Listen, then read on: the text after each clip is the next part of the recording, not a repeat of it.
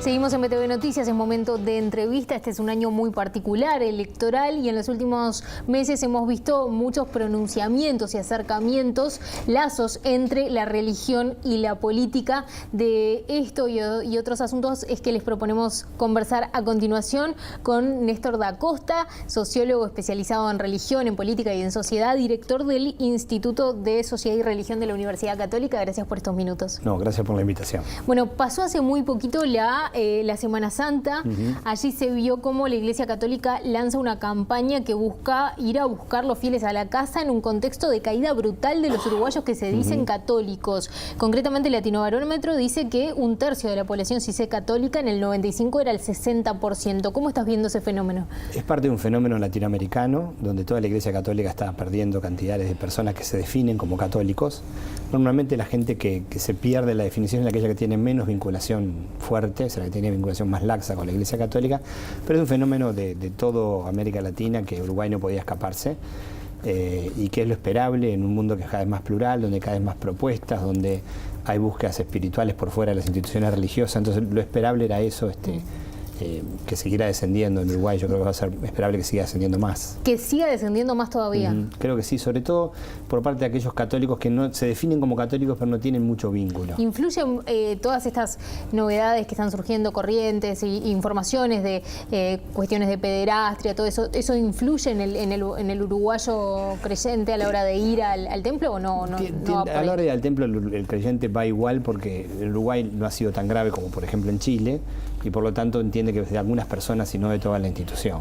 Entonces no incide tanto, pero incide más el ánimo individual de búsqueda de trascendencia, de espiritualidad, etc. Por el otro lado, yo decía, este es un año muy particular porque es electoral. Hemos visto muchos acercamientos en el último tiempo. Es notorio el apoyo de una iglesia como Misión Vida a Verónica Alonso, que ahora apoya en realidad a Juan Sartori. También se daba información sobre grupos o agrupaciones que tienen vinculación con Pare de Sufrir y el apoyo al candidato Enrique Antía. Por el otro lado, la Iglesia Católica diciendo: nosotros damos algunos lineamientos, pero no decimos a quién tiene que votar el creyente. ¿Se puede esperar un creciente involucramiento de las religiones en la política uruguaya? En América Latina está pasando que sobre todo los cultos pentecostales, no otras religiones, no todos los protestantes ni los católicos, han dado un paso más en cuanto a sus pretensiones de cómo debe vivir la sociedad, que es el paso a tener manifestación explícita en lo político. En Brasil ya desde la época de Lula sucedía, ahora en la última elección sucedió con mucha fuerza también. Con Bolsonaro, quedó con Bolsonaro clarísimo. Fue muy claro, pese a que solo el 60% de los evangélicos brasileños votaron a Bolsonaro, fue la mayoría de los evangélicos brasileños.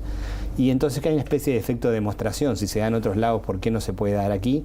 Con la escala uruguaya y con una cultura distinta, la cultura de una laicidad muy estricta, muy distinta al resto de América Latina. Es esperable que haya que esos grupos religiosos apuesten y que los políticos que necesitan votos los vayan a buscar a donde están.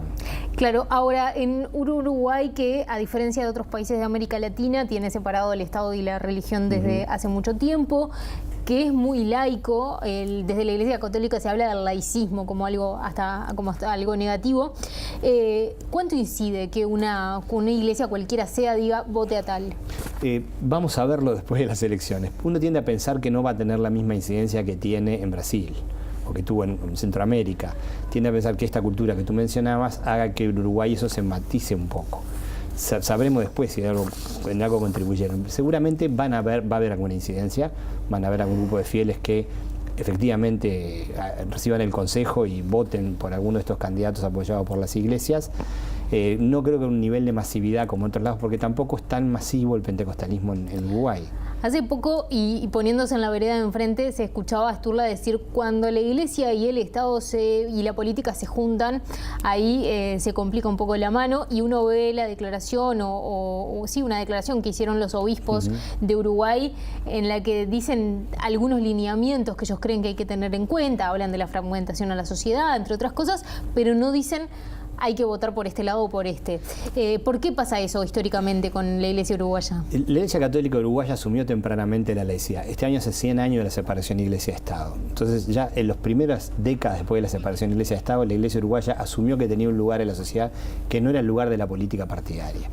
Y además creo que en los tiempos de dictadura en la región se aprendió mucho de lo que pasó en la Iglesia argentina, que al estar vinculada al Estado tuvo complicidades complicadas, y creo que se aumentó más esa percepción de que cuanto más separada esté la elección o lo político partidario de la Iglesia Católica, mejor. Y de alguna forma las cartas de los obispos en todas las elecciones, en esta también, reflejan, son lineamientos, si uno lee bien el texto, para los católicos y para quien le interese, pero no son una decisión de vote a tal o vote a cual, camino en el que creo que no quieren incursionar, y aparte creo que no les sería bueno incursionar, porque mucha gente se sentiría violentada en su conciencia, en sus convicciones, si tienen que enfrentarse a sus pastores diciéndole que vayan para un lado o para otro.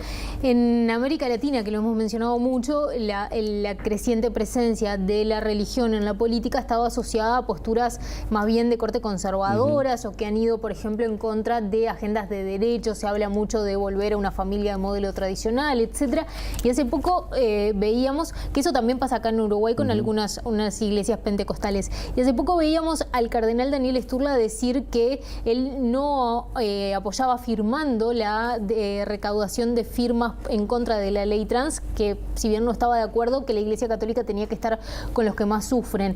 ¿Hay una intención ahí también de ponerse en la vereda de enfrente, digamos, de asumir otro rol? Si uno lee esas declaraciones de Sturla y lee lo que hace este Papa, uno diría que en ese aspecto están en sintonía. Este Papa insistió mucho en la misericordia, no tanto en las normas y en el cumplimiento de dogmas, etcétera, sino en la conducta cotidiana y en ponerse al lado de los más débiles. De algún sentido, creo que la declaración de Sturla en este caso sintoniza mucho con esto.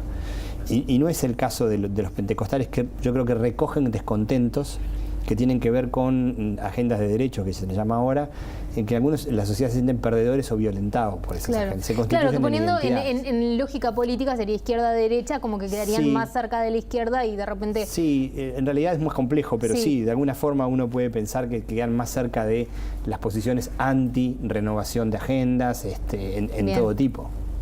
Néstor Da Costa, va a haber muchas instancias para seguir conversando sobre estos temas de acá a las elecciones nacionales. Gracias por estos minutos. Bueno, muchas gracias a ustedes.